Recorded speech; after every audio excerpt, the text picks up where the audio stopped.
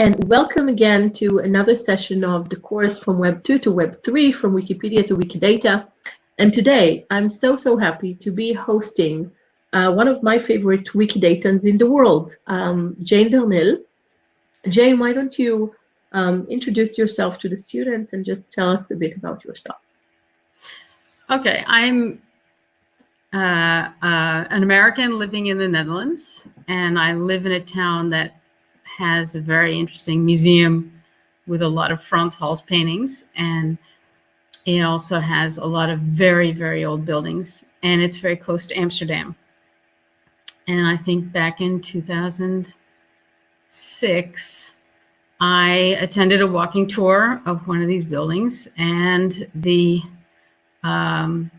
guide was saying all sorts of interesting things about this building, which was a palace-like building. And he mentioned that it had been used as a palace by this crazy Louis, which was the brother of Napoleon.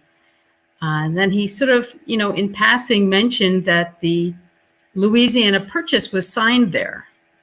And as an American, I just thought, what? What is he saying?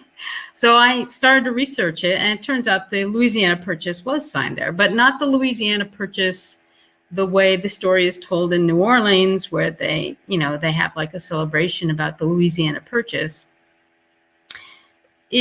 What happened was that these Amsterdam bankers basically financed the Louisiana Purchase. We never really think about this huge swath of American land that was purchased, like the largest land deal in the history of the world. But we never thought about what the money was, how much it was, and who paid for it, and why was the deal needed, and what was Napoleon trying to achieve. I mean, he was trying to have enough money to make war on the Russians. And it was the Amsterdam bankers that financed that. And this guy, Henry Hope, here in Haarlem, who was born in Boston, was the guy who basically made that deal together with Barings of Barings Bank. And ironically, he ended up, fleeing to London in 1794 because he was afraid that Napoleon would seize all of his assets.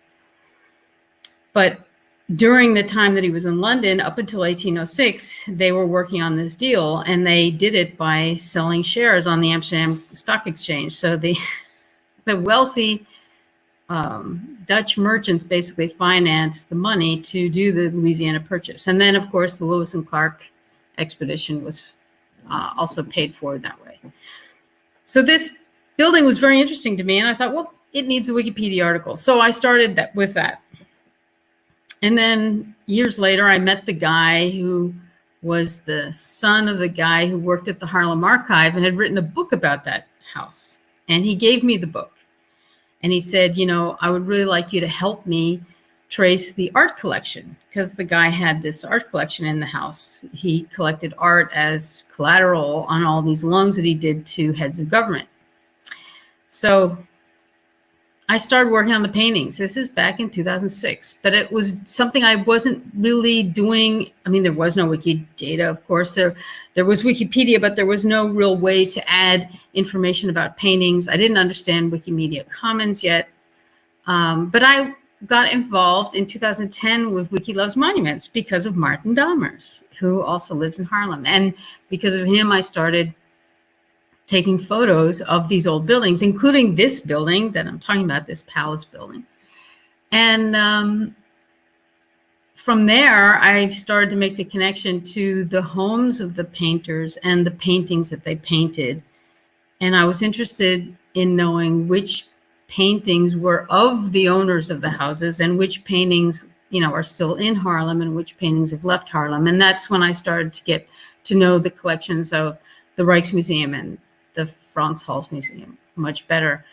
And then already, I think in 2011, I was on the board of Wikimedia Netherlands, and we then had the donation. We had the image donation from the Rijksmuseum of their entire collection, high-resolution images.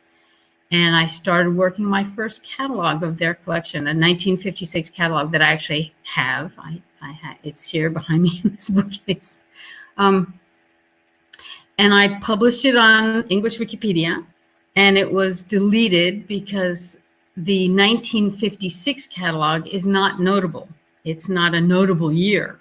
So there's no reason to have that particular catalog, which I suppose is true. But it was still an important document for the entire collection in 1956, as it is in 1956. And of course, that catalog is now on Wikidata. But it did get me thinking about notability of catalogs.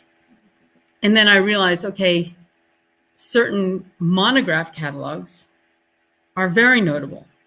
Because as I started to work on the paintings of the Rijksmuseum, I realized there's really only a core of about 1,000 or so undisputed important paintings. And then there's, probably another 5,000 paintings that are old and important and certainly valuable, but the attribution is not determined or not set in stone. So they flip around a lot.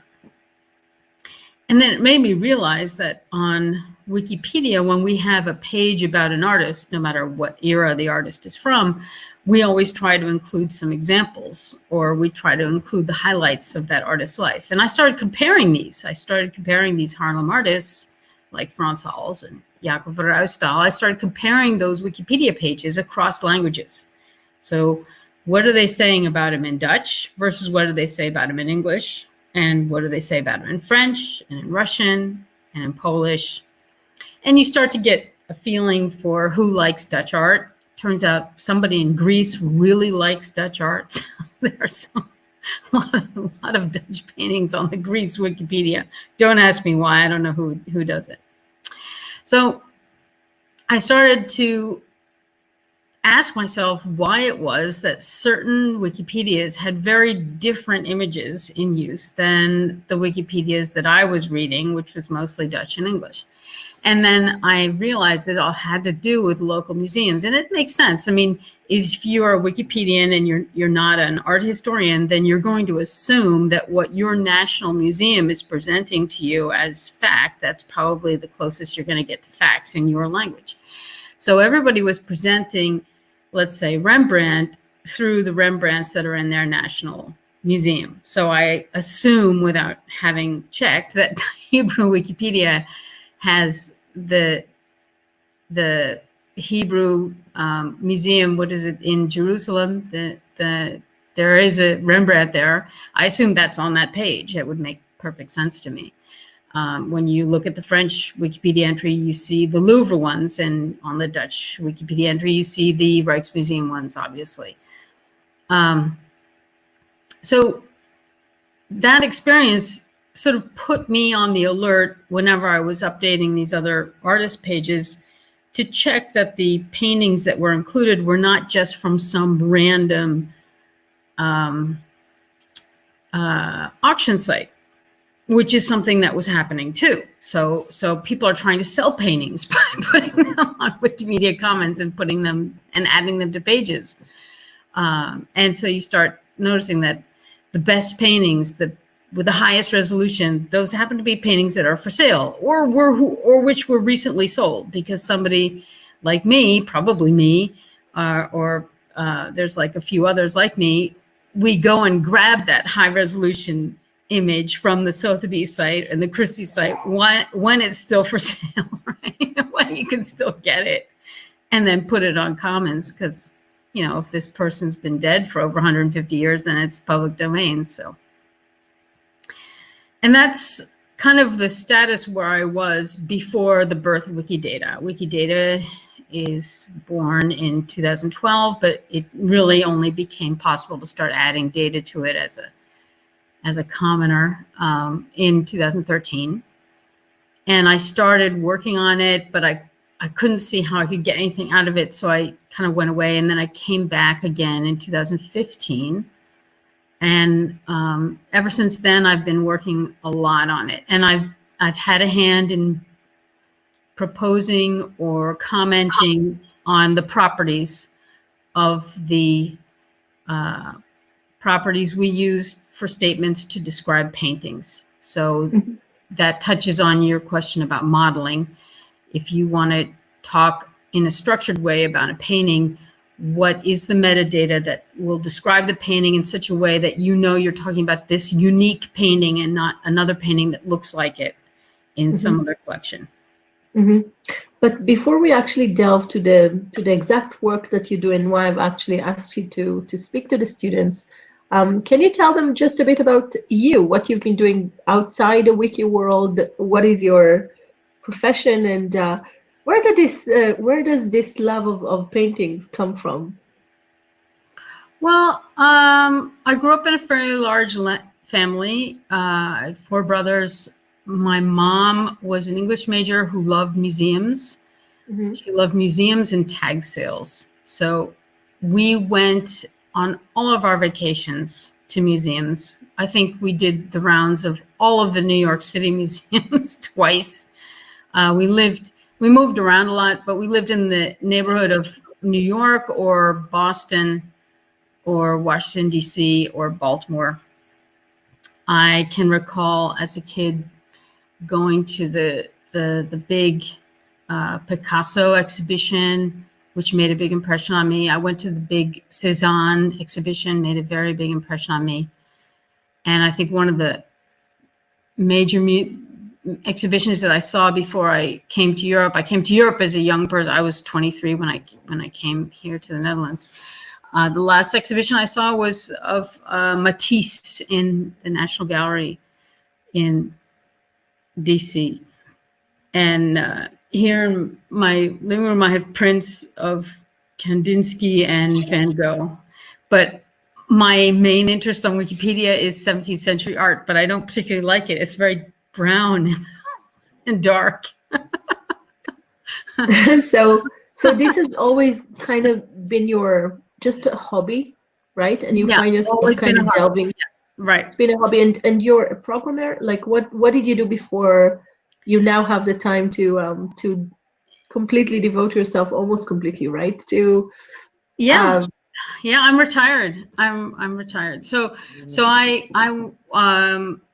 studied Russian language and literature and mathematics in college. I really only cared about Russian, and I spent a semester in Russia.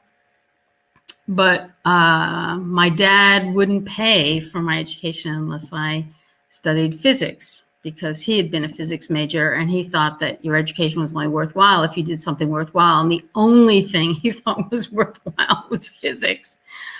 And I unfortunately failed physics miserably. I never did understand electrical motors, which was a major drawback in his judgment of me. But I did manage to finally figure out calculus.